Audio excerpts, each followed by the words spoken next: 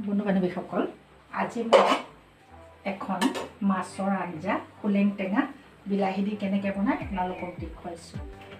আমাৰ অসমীয়া সকলোৱে খায়, তথাপিও মই এবাৰ দেখুৱাইছোঁ, আপুনি চাওকচোন।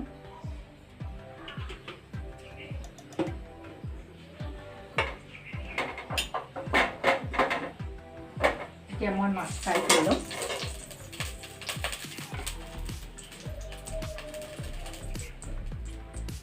অলপ টেঙা হ'ব লাগে, কাৰণ বৰষুণ বেছি দি থাকিলে টেঙাটো নাইকিয়া হৈ যায়, তাৰ কাৰণতে মই বিলাহী দিম। তেলটো ফুটিলে মই এতিয়া আপোনালোকক ডাঙৰ মাছ মানে আপোনাৰ এইবিলাক ৰৌ পোৱালি,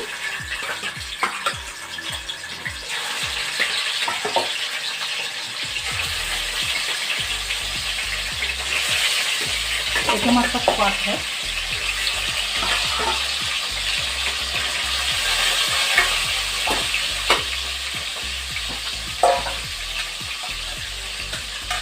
মই ফাৰ্ষ্টে মাছখিনি ফ্ৰাই কৰি লওঁ।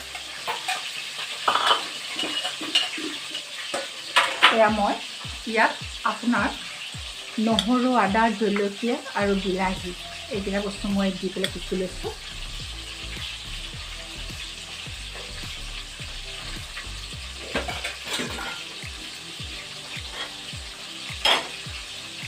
ফাৰ্ষ্ট মাছখিনি ফ্ৰাই কৰি লওঁ।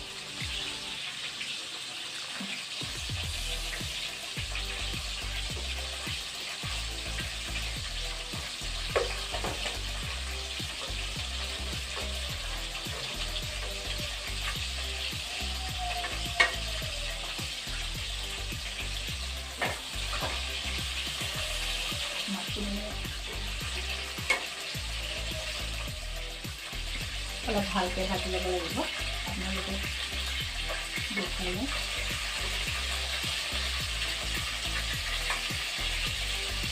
মই ফাৰ্ষ্টে মাছখিনি ফ্ৰাই কৰি লওঁ। এয়া মই এতিয়া মাছ ফ্ৰাই কৰি ল'লোঁ।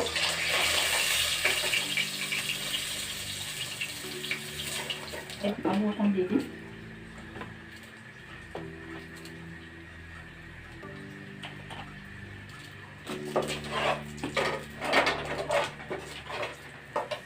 আমাৰ আজি মানে দিনত এইটো তৰকাৰী চলিব। নাজানো কেনেকুৱাহে, মইতো বনাই খাওঁ বাৰু, আপোনালোকক দেখুৱাইছোঁ। আমাৰতো মানুহখিনিয়ে খায়, অসমীয়া মানুহবিলাকে সকলো জানে পুলেং টেঙাৰ হেৰিটো কেনেকৈ বনায়, কিন্তু মইহে দিছোঁ বিলাহীটো।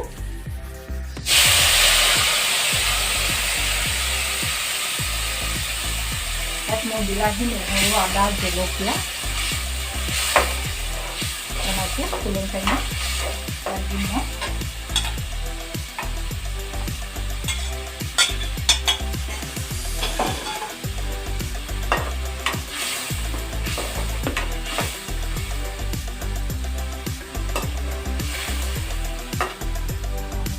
আপোনালোকৰ তেনেকৈ মিক্স কৰি ল'ব।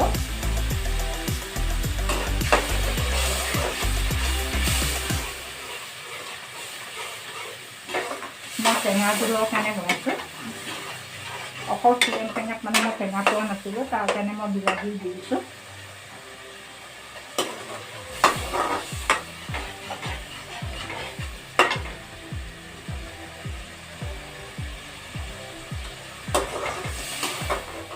বেলেগ মছলা একো দিব নালাগে, ইয়াত খালি নিমখ আৰু দিব, ভালেই লাগিব।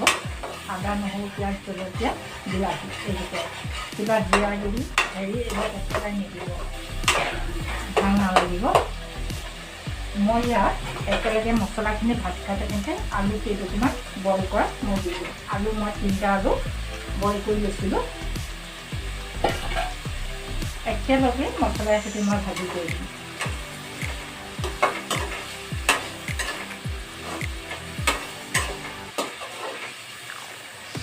শুকান জলকীয়া গুড়িটো নিদিব, কেঁচা জলকীয়াটা মই বনাইছোঁ। আপোনালোকে খাই চাব, বৰ ভাল লাগে।